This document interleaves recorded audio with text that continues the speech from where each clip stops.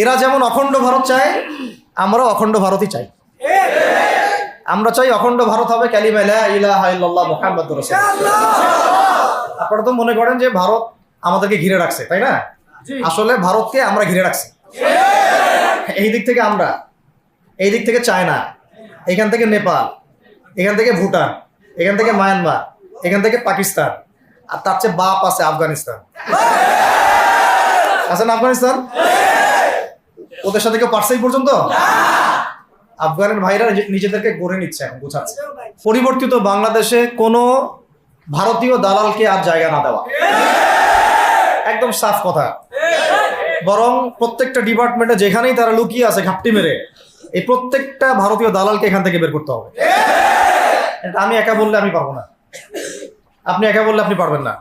প্রত্যেকটা এই বয়ানের জায়গা, মিম্বর, খুতবা, ওয়াজ মাহফিলের প্যান্ডেল, আমাদের রাজনৈতিক দলগুলো, আমাদের ইসলামপন্থী দলগুলো যেগুলো আছে, সবার ইমারত থেকে আওয়াজটা আসতে হবে। কারণ এরা যদি আর একটা বার সুযোগ করতে পারে, না থাকবে আপনার দেহ, আর না থাকবে আপনার মাথা। এখনই তো আপনাকে হুমকি দিচ্ছে, যে কোনো সময় একটা একটা করে গুপ্ত হত্যা করবে এরা।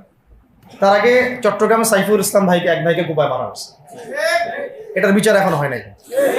যারা মারছে ওদের পক্ষ নিয়ে আমরা আবার সংখ্যালঘুর স্লোগান তুললাম। এ কেমন সংখ্যালঘু যে আমার ভাইকে জবাই করে হত্যা করে? হ্যাঁ, সংখ্যালঘু নির্যাতন তো হচ্ছে ভারতের এক একটা মসজিদ তারা ভাঙতেছে এখন। এটা একটা লক্ষণ। আস্তে আস্তে ওর মানচিত্র মসজিদের মতোই ভেঙে খান খান হয়ে যাবে ইনশাআল্লাহ। এরা যেমন অখণ্ড ভারত চায়, আমরাও অখণ্ড ভারতই চাই। আমরা চাই অখণ্ড ভারত হবে কালিমা লা ইলাহা ইল্লাল্লাহ মুহাম্মাদুর রাসূলুল্লাহ। আপনারা তো মনে করেন যে ভারত আমাদেরকে ঘিরে রাখছে, তাই না? আসলে ভারতকে আমরা ঘিরে রাখছি। এই দিক থেকে আমরা, এই দিক থেকে চায়না, এখান থেকে নেপাল, এখান থেকে ভুটান, এখান থেকে মায়ানমার, এখান থেকে পাকিস্তান, আর তার চেয়ে বাপ আছে আফগানিস্তান। আছে না আফগানিস্তান? ওদের সাথে কেউ পারছে এই পর্যন্ত? আফগানের ভাইরা নিজেদেরকে গড়ে নিচ্ছে, এখন বোঝাচ্ছে। এখন কথা হচ্ছে, আমরা একটা কাপুরুষতার পরিচয় দিচ্ছি। নেপাল ওকে টাইম দেয় না, ভুটান টাইম দেয় না, মায়ানমার টাইম দেয় না, চায়না তো দেয়ই না, আর আমরা তাকে একেবারে প্রভুর আসনে বসায় রাখছি। আমরা কি দিছি? আমরা ইলিশ দেই, আমরা ট্রানজিট দেই, আমরা রেল দেই, আমরা বন্দর দেই, আমরা আর কি দেই? গ্যাস তো দেই মাশাআল্লাহ। তারপরে পণ্যগুলো তো দিচ্ছি, গার্মেন্টস দিয়ে দিচ্ছি, আমাদের প্রশাসনের মধ্যে লোকজন দিয়ে দিচ্ছি, কর্মী শ্রমিক দিয়ে দিচ্ছি। এই জন্যই তো বলি, কেন সে স্ট্যাটাস দেয় যে এই স্বাধীনতা তার স্বাধীনতা। এটাই তো আমরা কারণ। তার মানে তারা আমাদের সার্বভৌমত্বটাকে স্বীকার করে না, তাই না? তারা যদি আমাদের স্বাধীনতা সার্বভৌমত্বকে স্বীকার করতোই, তাহলে তো এরকম স্ট্যাটাস দিত না। তো এখন কথা হচ্ছে, আমরা মাথা নত করার জাতি না। আমাদের নবী মুহাম্মদ সাল্লাল্লাহু আলাইহি ওয়াসাল্লাম মাথা উঁচু করে দাওয়াতি কাজ করছেন। মার খেলেও কখনো তিনি মাথা নিচু করেন নাই।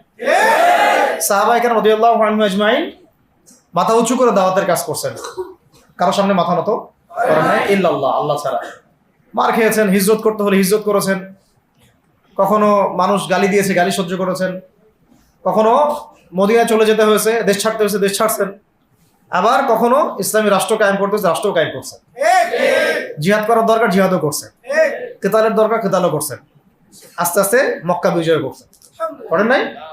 সিরাত পড়তে হবে, সিরাতের ধারাগুলো আমাদেরকে বুঝতে হবে। এখন আমরা তো তার উত্তরসূরি, আমরা তাদের উত্তরসূরি। প্রথম কথা হচ্ছে, আমরা আমাদের নতজানু মনোভাবটাকে আগে ত্যাগ করতে হবে, এক নাম্বার। আর অতীতের জীবনের যে ভুল ত্রুটিগুলো দ্রুত সংশোধন করতে হবে। এখন আর আমাদের হাতে অনেক লম্বা সময় আছে এমন না, বিষয়গুলো কত কি যে দ্রুত হয়ে যাবে আপনি হয়তো ভাবতেও পারবেন। বিশ্বটা খুব দ্রুত চেঞ্জ হচ্ছে। এই অল্প সময়ের মধ্যে আফগানের ভাইরা দাঁড়ায় গেছে, অল্প সময়ের মধ্যে সিরিয়া দেখলেন যে পরিবর্তন হয়ে যাচ্ছে। তারপরে আপনি কয়দিন পরে দেখবেন ইনশাআল্লাহ যে এই আপনার প্যালেস্টাইনের অবস্থাও পরিবর্তন হবে ইনশাআল্লাহ।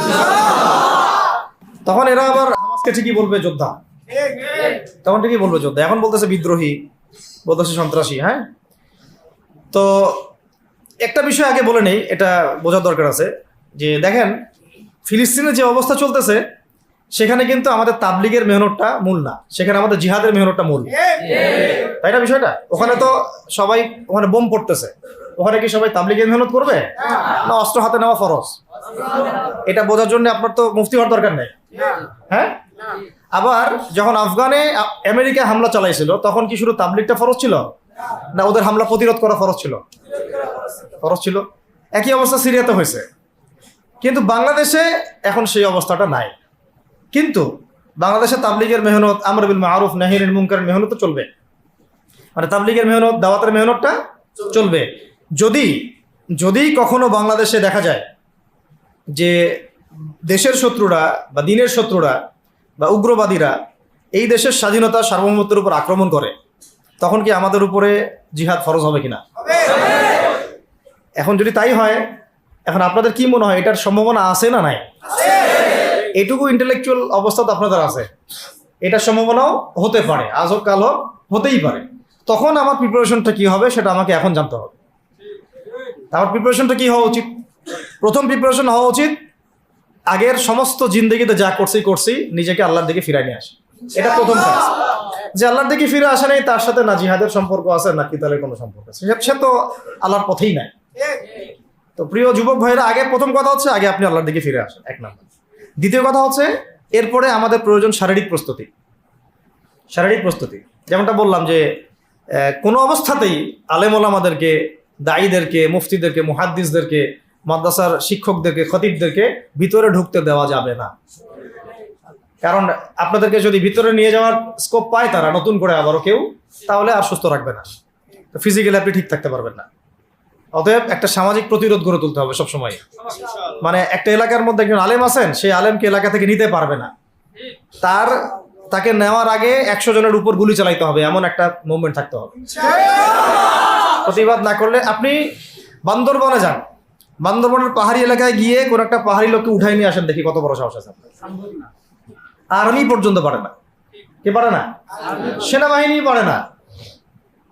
পারে? পাহাড়িরা ওইখানে ঐক্যবদ্ধ হয়ে যায়, ওদের মহিলারা ঝাড়ু নিয়ে সামনে চলে আসে। এই আমাদের বান্দরবনের কথা বলতেছে। ওখানে যে কুকিচিং একটা ফ্রন্ট গঠন করছে সশস্ত্র বিদ্রোহীরা, ওই অংশটুকুকে নিয়ে একটা মাস্টার প্ল্যান আছে ওদের। ওই অংশটুকুতে তারা একটা খ্রিস্টান রাজ্য বা আলাদা একটা পাহাড়িদেরকে নিয়ে একটা রাষ্ট্র প্রতিষ্ঠা করতে চায়, এটা ওদের স্বপ্ন আর কি। এই উদ্দেশ্যে তারা হাঁটতেছে এবং তারা অস্ট্রেলিয়ার ভাষায় কথা বলে। ওখানে তারা পতাকা বানাইছে, মানচিত্র বানাইছে, এমনকি লাস্ট টাইম আমরা ওখানে গিয়ে শুনলাম যে মুদ্রাও নাকি বানাচ্ছে। মুদ্রা বুঝতেছেন বিষয়টা কত ডিপ?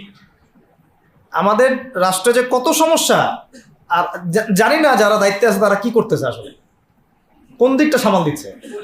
অর্থনৈতিক দিকটা দেখবে না এই পাহাড়ি এলাকার সমস্যাগুলো মেটাবে, নাকি আমাদের মুসলিম উম্মার অভ্যন্তরীণ সমস্যাটা মেটাবে, না শহীদ ভাইদের খবর নিবে, না পঙ্গু ভাইরা যারা পড়ে আছে হাসপাতালে তাদের খবর নিবে? সিনেমা দেখতে বসে গেছে। কোন আক্কেলে সিনেমা দেখেন আপনি? সিনেমা দেখার সময় কোথায় আপনার? সিনেমা দেখার সময় কোথায়? এই যে যতগুলো ভাই শহীদ হয়েছে তাদের পরিবারের খোঁজখবর নেওয়া লাগবে না? এবং যতগুলো ভাই এখন হাসপাতালে কাতরাচ্ছে তাদের সঙ্গে হাজার হাজার হাজার হাজার ছাত্র ভাই, তাদের চিকিৎসা করানো লাগবে না?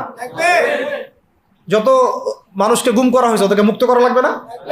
তারাও তো জানে এটা অন্যায়, এবং যারা করে তারাও বলে এটা অন্যায়, জানেন?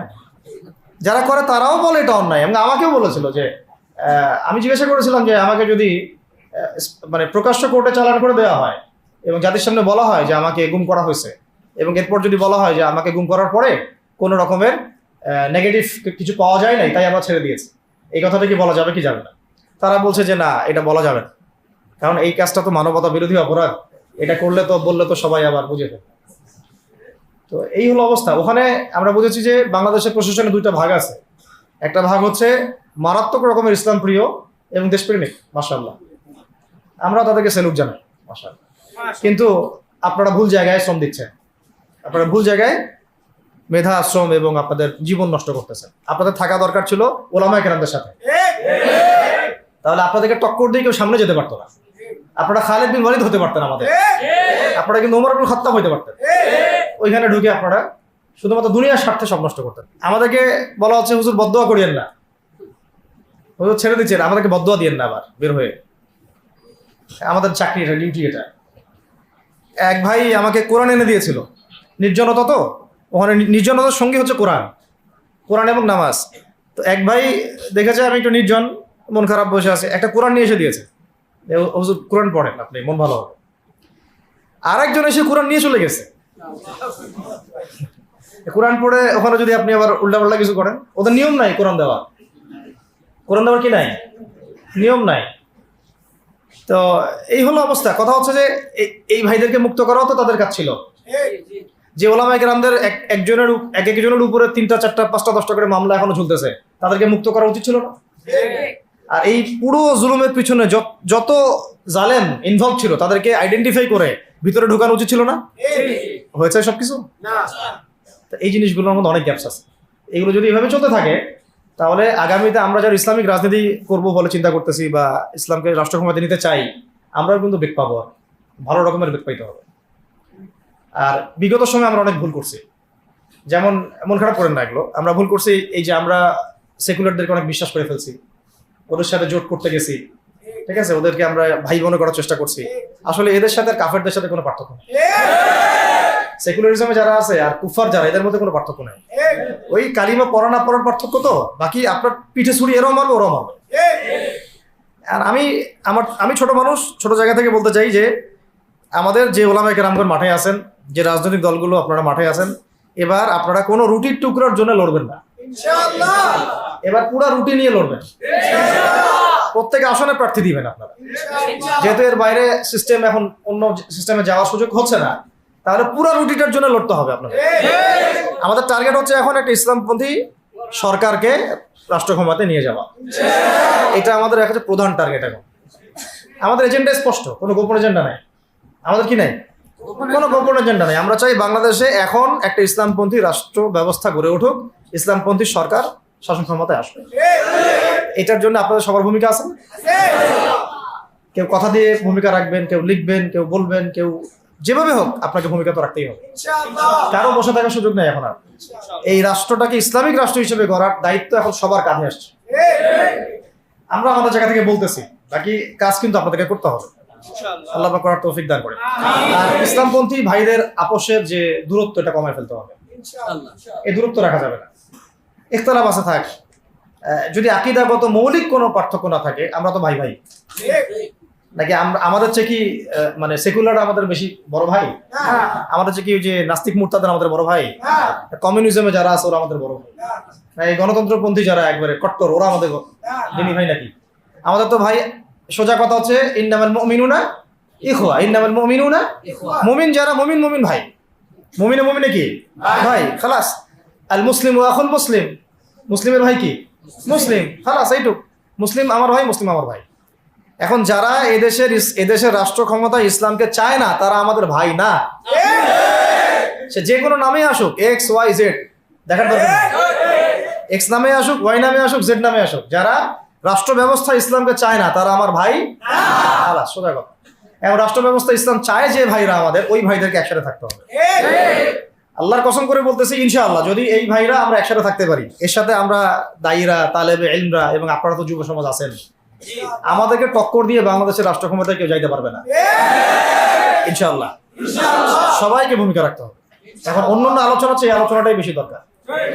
অন্য আলোচনা অনেক শুনছেন জীবনে, এখন বাংলাদেশের দরকার একটা ইসলামপন্থী রাষ্ট্র ব্যবস্থা।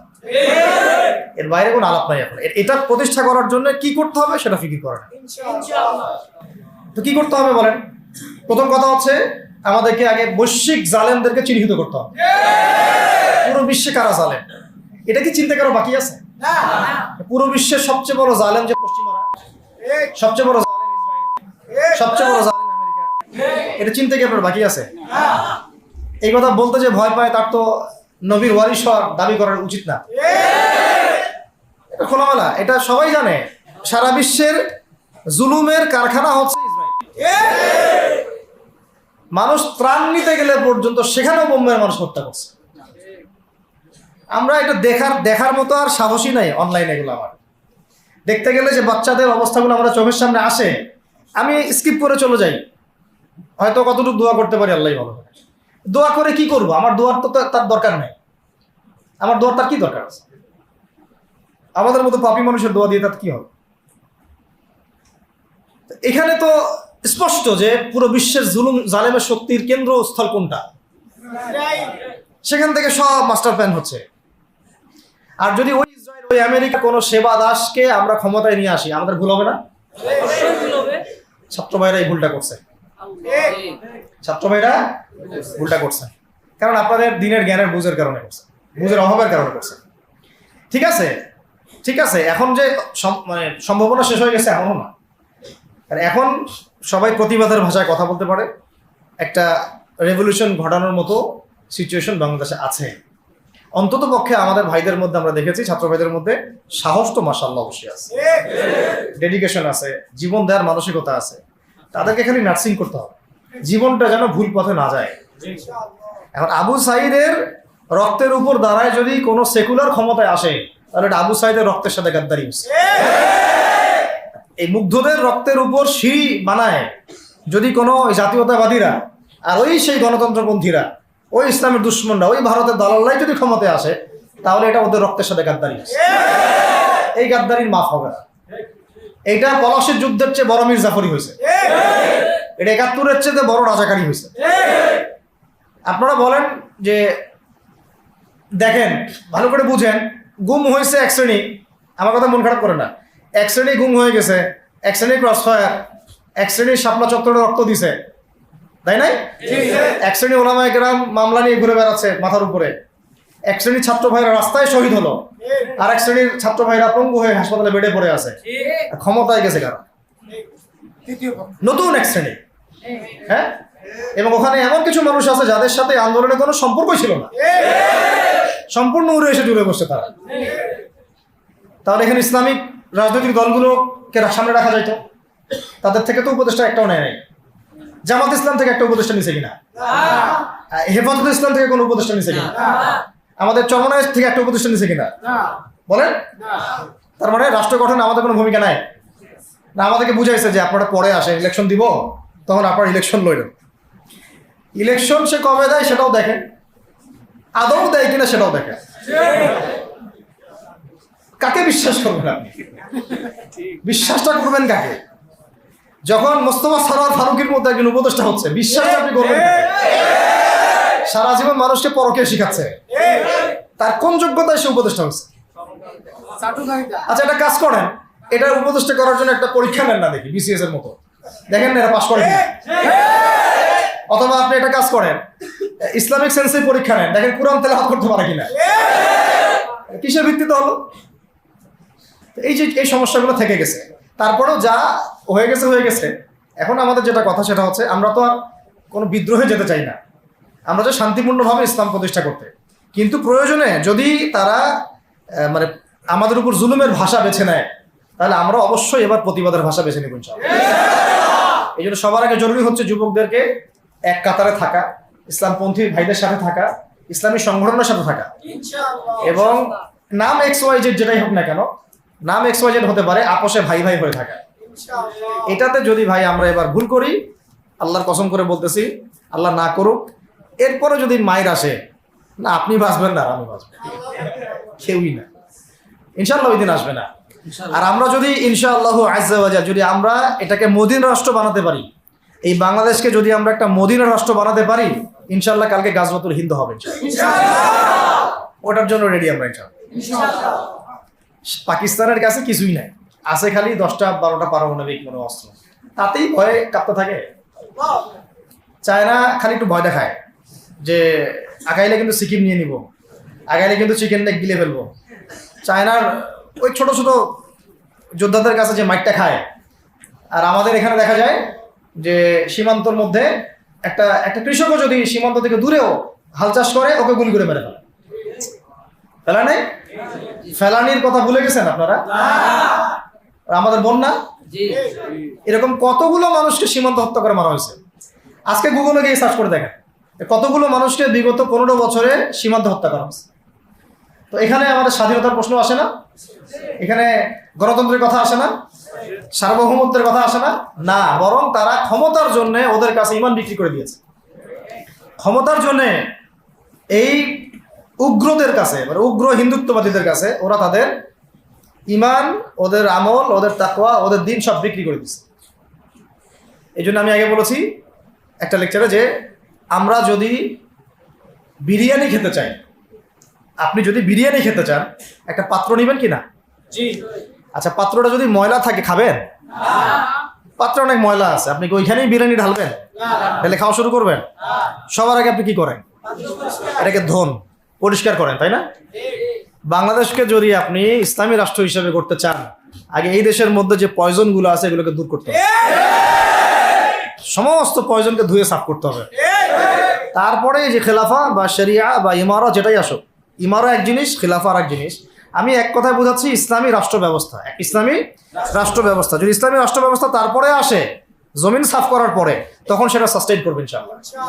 আর যদি ময়লার মধ্যেই ইসলামী রাষ্ট্র কায়েম করতে চান, তখন হবে উদাহরণটা এরকম যে আপনি এই নোংরা ড্রেনের মধ্যে নেমে গায়ে সাবান মাখা শুরু করছেন, হাততে কোনো লাভ হবে না, বরং ওই নোংরাই আপনাকে খেয়ে ফেলবে। ঠিক আছে? ডেমোক্রেটিক সিস্টেমের মধ্য দিয়ে যদি আমাদের ভাইরা ক্ষমতা যেতে পারে, যাক না, সমস্যার কিছু নাই। এটা কতটুকু জায়েজ না জায়েজ, হালাল হারাম সুন্নাত, এইদিকে আমি যাচ্ছি না। এবং এটা নিশ্চিত তারাও জানে এটা সুন্নাত না, তারাও জানে এটা কি না, সুন্নাত পদ্ধতি না। কারণ রাসূলুল্লাহ সাল্লাল্লাহু আলাইহি ওয়াসাল্লাম দাওয়াতের মধ্য দিয়ে এবং সশস্ত্র যুদ্ধের মধ্য দিয়ে মানে মক্কা বিজয় করেছেন। দাওয়াতের মধ্য দিয়ে তিনি মদিনা রাষ্ট্র কায়েম করেছেন। তারপরে মদিনা রাষ্ট্রকে বেস করে আস্তে আস্তে আরও রাষ্ট্রকে এক্সপেন্ড করেছেন। বদর, উহুদ, খন্দক, খায়বার এগুলো হয়েছে, আস্তে আস্তে মক্কা বিজয় হয়েছে। মূল ছিল আগে মদিনা রাষ্ট্রটা কায়েম করা। তো আমরা যে কোনোভাবেই হোক মদিনা রাষ্ট্রটা আমাদের কায়েম করতে হবে আগে, তারপরে ইনশাআল্লাহ তাআলা দেখবেন হ্যাঁ ওই অখণ্ড ভারত আমরাও কায়েম করবো ইনশাআল্লাহ। সংখ্যা দিয়ে কিচ্ছু না, ওদের সংখ্যাকে আমরা ভয় পাই? ওদের সংখ্যাকে ভয় পাওয়ার কিচ্ছু নাই, সংখ্যাকে ভয় পাওয়ার কিচ্ছু নাই।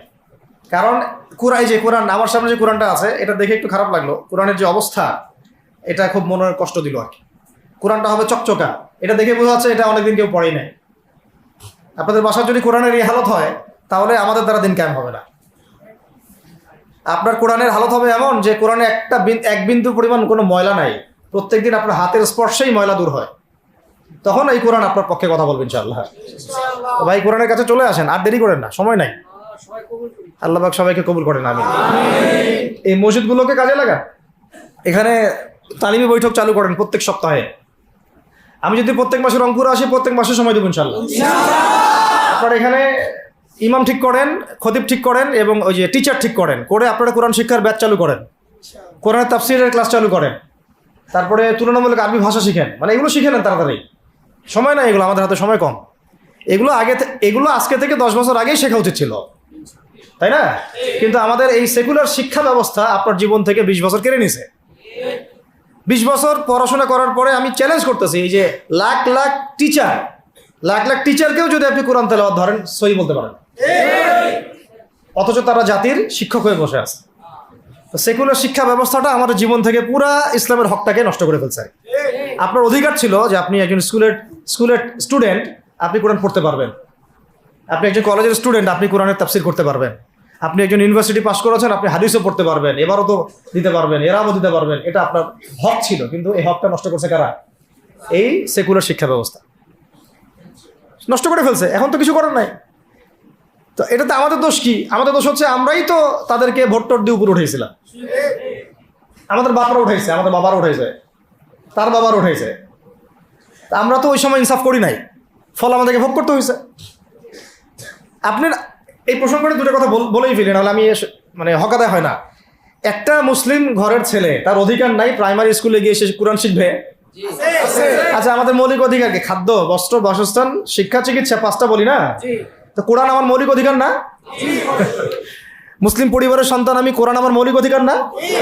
তারপর প্রাইমারি স্কুল আপনাকে শিখায় নাই, হাই স্কুল আপনাকে শিখায় নাই, এমনকি কারমাইকেল শিখাইছে আপনাকে, বেগম রোকেয়া বিশ্ববিদ্যালয় শিখাইছে, এরাও শিখায় নাই। এমনকি বিসিএস ক্যাডার হচ্ছেন কোরআন ছাড়াই, ডক্টর হচ্ছেন কোরআন ছাড়াই, ইঞ্জিনিয়ার হচ্ছেন কোরআন ছাড়াই। এমনকি শিক্ষা কমিশন গঠন হচ্ছে, ওই কমিশনের লোকদেরও কোরআনের জ্ঞান নাই। টকশোতে এসে আবার ঠিকই পটর করে, কোরআনে পড়তেও পারে না, টকশোতে এসে পটর করে। এই তো বিগত 10 বছর তো টকশোর বছর ছিল, খালি টকশো, দেখেন নাই? আলোচনা একটা ন্যারেটিভ তৈরি করা হচ্ছিল, ইসলাম নিয়ে যারাই কথা বলবে এরাই জঙ্গি, এরাই মৌলবাদী, এরাই সন্ত্রাসী। হ্যাঁ, তো কিভাবে মানুষের ব্রেন ওয়াশ করা হয়েছে, আমি আসলে অবাক হয়ে গেছি এই ঘটনাটাতে, জুলাইয়ের ঘটনায়, যে যুব সমাজকে ধ্বংস করার জন্য তারা 20 বছর ঢেলে দিছে, ওই যুব সমাজই তাদেরকে পিটাই বের করছে। আল্লাহ পাকের কি পরিকল্পনা! আপনাদেরকে ধ্বংস করার জন্য 20 বছর ধরে তারা সিলেবাস কারিকুলাম করছে। আপনাদেরকে শরৎচন্দ্র পড়াইছে, বঙ্কিমচন্দ্র পড়াইছে, হুমায়ুন আহমেদ পড়াইছে, হুমায়ুন আজাদ পড়াইছে, হ্যাঁ শেক্সপিয়ার পড়াইছে, আর কত কি পড়াইছে। কোরআন পড়তে দেয় নাই, নামাজের স্বাধীনতা দেয় নাই, পর্দার স্বাধীনতা দেয় নাই। আমাদের বোন পর্দা করে পরীক্ষা দিতে গেছে, নেকাব খুলে ফেলা হয়েছে, কি করে নাই। কিন্তু ওই ছাত্র জনতার হাতেই পিটানি খাইতে হয়েছে। আল্লাহ পাকের দেখছেন কি একটা মিরাকেল, আল্লাহ পাকের কি মানে কুদরত, কারিশমা। ঠিক কিরকম হয়েছে জানেন? ঘটনাটা হয়েছে এরকম যে ফেরাউনের ঘরেই মুসা আলাইহিস সালামকে আল্লাহ পাক বড় করছে। মাশাআল্লাহ। তো আপনাদেরকে ধ্বংস করার জন্যই কিন্তু এই পলিসিগুলো অ্যাপ্লাই করা হয়েছিল। এখন যে আল্লাহ পাকের রহমতে আপনারা বিপদে যান নাই, আলহামদুলিল্লাহ।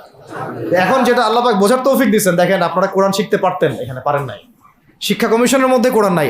শুধু তাই না, দেখেন 360 জন এমপি মন্ত্রীকে আপনি বসায় দেন, 360 জন এমপি মন্ত্রীকে বসায় তাদের সবাইকে শুধু কিচ্ছু না, আমি বলবো খালি সূরা ফাতিহা তিলাওয়াত করতে পারে,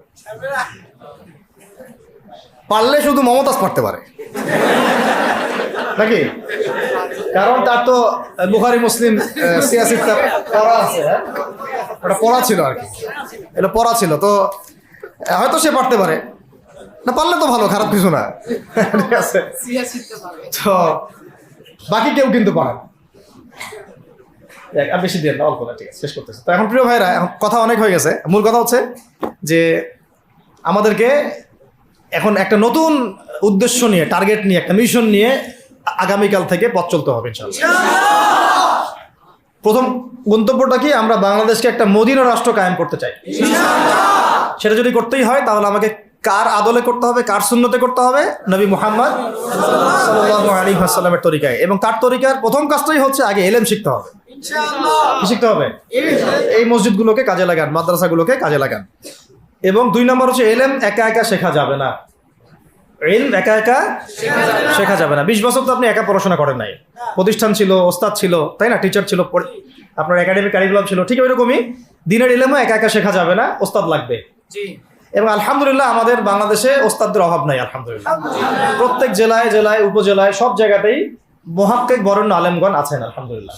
আর আপনি খুঁজে বের করবেন কে মুহাক্কিক আলেম। আমি কিছু মানে তাদের বৈশিষ্ট্য বলতে পারি যে তারা নিজেকে জাহির করেন না, বিনয়ী হন, অহংকারী হন না, তারা এত বেশি আইওয়া শোডাউন এত পছন্দ করেন না, নিজেকে আড়াল করার চেষ্টা করেন, হক কথা বলতে তারা ভয় করেন না, এবং তারা অনেক গভীর জ্ঞানের অধিকারী হওয়া সত্ত্বেও অনেক বেশি বিনয়ী হন না। এগুলো দেখে আপনি চিনবেন, ঠিক আছে? আমাদের সালাফরা তো বলতেন যে মুহাক্কিক মানুষকে পাবেন 2 জায়গায়, এক হচ্ছে মাটির তলে, আরেকটা হচ্ছে জেলখানায়, ঠিক আছে? তো যাই হোক, এখন অনেক বরেণ্য উলামায়ে কেরাম আমাদের সমাজে আছেন, তাদের যে কারোর সাথে অন্তত একজনের সাথে নিসবত রাখেন, অন্তত একজনের সাথে নিসবত রাখেন, ঠিক আছে? তো এটা আমাদের সৌভাগ্য, আলহামদুলিল্লাহ, যে বাংলাদেশে বহু মাদ্রাসা, বহু কওমি মাদ্রাসা, আলিয়া মাদ্রাসা, অনেক ধরনের মাদ্রাসা আছে। কিছু সংকীর্ণতা বা কিছু সমস্যা আমাদের মধ্যে থাকতে পারে, এটা যে কোনো জায়গায় থাকতে পারে, কিন্তু আলহামদুলিল্লাহ এই খেদমতটুকু আছে বলেই এখন পর্যন্ত দ্বীন ইসলামকে তারা মিটাইতে পারে নাই, আলহামদুলিল্লাহ। তো ইলম শিখবো 1 নাম্বার, 2 নাম্বার হচ্ছে ইলম মুহাক্কিক কোন আলেমের সোহবতে শিখবো, একা একা শিখবো না। 3 নাম্বার হচ্ছে যা শিখবো আমলে নিয়ে আসতে হবে। কি বললাম? যা শিখবো আমলে নিয়ে চলে আসতে হবে, ফেলে রাখা যাবে না। আল্লাহ আমাকে তৌফিক দেন, আপনাদের সবাইকে তৌফিক দান করেন। 4 নাম্বার সময় কাজে লাগাইতে হবে, সময় কাজে লাগাইতে হবে। কোনো অবস্থাতেই আর হেলায় ফেলায় সময় নষ্ট করবো না, আমিও করবো না ইনশাল্লাহ, আপনারাও করবেন না ইনশাল্লাহ। 5 নাম্বার হচ্ছে নিজের প্রতিভাকে খুঁজে বের করবেন। সবাইকে আল্লাহ কিছু না কিছু প্রতিভা দিয়েছেন, প্রতিভা খুঁজে বের করে ইসলামের জন্য কাজে লাগাবেন। 6 নাম্বার হচ্ছে যাদের রিজিক হালাল তাদের তো আলহামদুলিল্লাহ কোনো সমস্যা নেই, যাদের হারাম রিজিক আজকে ছাড়তে হবে। কোনো সুদের সাথে সম্পৃক্ত থাকা যাবে না, কোনো ঘুষ, কোনো দুর্নীতি, কোনো মাপে কম দেওয়া, কোনো হারামে আমি খাবো না, আমি কোনো হারামের কাছে যাব না। আর উত্তরবঙ্গের বড় বড় ফেতনাগুলোর মধ্যে এই সুদী এনজিওদের ফেতনাও আছে, কাদিয়ানিদের ফেতনাও আছে, তাই না? তারপরে আপনার এই যে ইসাই মুসলিমদের একটা ফেতনা আছে না, একটা ফেতনা আছে। তারপরে এই আপনার বিড়ি ফ্যাক্টরি, তামাক ফ্যাক্টরির এগুলা ফেতনা আছে, হারাম খাবার। আবার নতুন করে ইসকনের ফেতনাও উত্তরবঙ্গে দেখা যাচ্ছে। তো এই ফেতনাগুলোকে চিহ্নিত করে আপনাকে বেঁচে থাকতে হবে এবং রিজিকটাকে হালাল করে ফেলতে হবে। ঠিক আছে, এর পাশাপাশি হচ্ছে 6 নম্বর বলবো যে পরিবারগুলো গড়ে তুলতে হবে। প্রত্যেকটা পরিবার হবে একটা দুর্গ, মানে আমার পরিবার হচ্ছে আমার একটা ইসলামিক রাষ্ট্রের মতো। এই পরিবারের মধ্যে অনইসলামিক কোনো কাজ চলে না। পরিবারের মালিক কি? আমি না? এখানে কি রাষ্ট্র আমাকে হস্তক্ষেপ করতে পারবে? তা আমার পরিবার আমার কন্ট্রোলে চলবে, একদম ইসলামিক অনুশাসন অনুযায়ী চলবে, ডানে বামে নড়তে পারবে না। এভাবে আপনাকে শক্ত থাকতে হবে। 7 নম্বর হচ্ছে এখন থেকে তাবলীগের কাজ সবাইকে করতে হবে। কতটুকু করবেন? যতটুকু আপনি জানেন, যতটুকু আপনি জানেন। যেটা জানেন না ওইটা নিয়ে কথা বলার দরকার নেই। আর সমাজে কিছু ইখতিলাফি মাসালাগুলো আছে যেগুলোকে নিয়ে কিছু মানে মোটা বুদ্ধির মানুষেরা আর কি মসজিদগুলো ভাগ করে ফেলে। ঠিক আছে, এই পাল্লায় পড়া যাবে না। ইখতিলাফি মাসালাগুলো সাহাবীদের যুগ থেকেই ছিল, এগুলো নিয়ে মতবিরোধের সুযোগ নাই। এটা তার কাছে এই মাসালাটা অথেন্টিক মনে হয়, সে আমল করতেছে, করুক। আমার কাছে এই ফিকহের আলোকে এটা বেশি অথেন্টিক মনে হয়, আমি এটা আমল করতেছি। এগুলো নিয়ে কোনো রকমের আর দ্বন্দ্বে যাবেন না। বরং আমরা এখন ঐক্যবদ্ধ হব কিসের ভিত্তিতে? আমরা ঐক্যবদ্ধ হব আকীদা, আমল এবং মানহাজের ভিত্তিতে। আমাদের আকীদা আহলুস সুন্নাহ ওয়াল জামাআর আকীদা থাকবে, আমল থাকবে সাহাবীওয়ালা আমল, এবং মানহাজ থাকবে আমরা সালাফদের আদলে বাংলাদেশে দিন কায়েম করতে চাই। খালাস। আর যারা দিন কায়েমের কথা বলবে না ওদের সাথে আমার ঐক্য হবে না। কি হবে? দিন কায়েমের কোনো ফিকির নাই, তার সাথে আমার ঐক্য হবে কিভাবে? তার ফিকির আছে শুধু মসজিদ নিয়ে আর অন্য কিছু নিয়ে, তার দল নিয়ে বা তার মানে আরো তো আছে অনেক কিছু আর কি, এইগুলো নিয়ে। তো ওইগুলো বাদ দিলাম। এই আমর বিল মারুফের কাজ সবাইকে করতে হবে, এবং একই সাথে সবাইকে এখন থেকে প্রতিবাদী হতে হবে, অন্যায় নিষেধ করতে হবে। এলাকায় অন্যায় হতে দিবেন না আপনারা। এলাকার মধ্যে জুয়া খেলবে কেন? আপনারা প্রতিবাদী হবেন। এখানে গাঁজা খাবে কেন? আপনি প্রতিবাদী হবেন। মাদকের আকার হবে কেন? আপনারা প্রতিবাদ করবেন। এখন তো আপনি পুলিশ প্রশাসনের অপেক্ষায় বসে থাকার সময় নাই তো এখন আপনার। একজন নেককার, মুত্তাকি, পরহেজগার মানুষ প্রত্যেকটা এলাকায় থাকা দরকার। আপনাদের মধ্যে একটা জামাআ বা কমিউনিটি থাকা দরকার, মানে একটা অ্যাসোসিয়েশন থাকা দরকার, যারা ওই এলাকাকে সংস্কারের কাজ করবে ইনশাআল্লাহ। অথবা বৃহত্তর সংগঠন যেগুলো আছে বাংলাদেশে, তাদের অঙ্গ সংগঠন হিসেবে আপনারা কাজ করতে পারেন। আল্লাহ পাক তৌফিক দান করেন। মানে একটা চেইন অফ কমান্ড গড়ে তুলতে হবে দেশব্যাপী। এটা অলরেডি আছে, এবং নতুন করেও যদি কেউ চায় যে আমি কিছু অ্যাসোসিয়েশন করব যেটা আমরা বিল মারুফের কাজ করবে, নাহিয়ানিল মুনকারের কাজ করবে, তাহলে এটা করতে পারেন ইনশাআল্লাহ। আর এর সাথে আমি বলবো যে আমাদের জান, মাল, সময়, শ্রম, কয়টা কথা বললাম?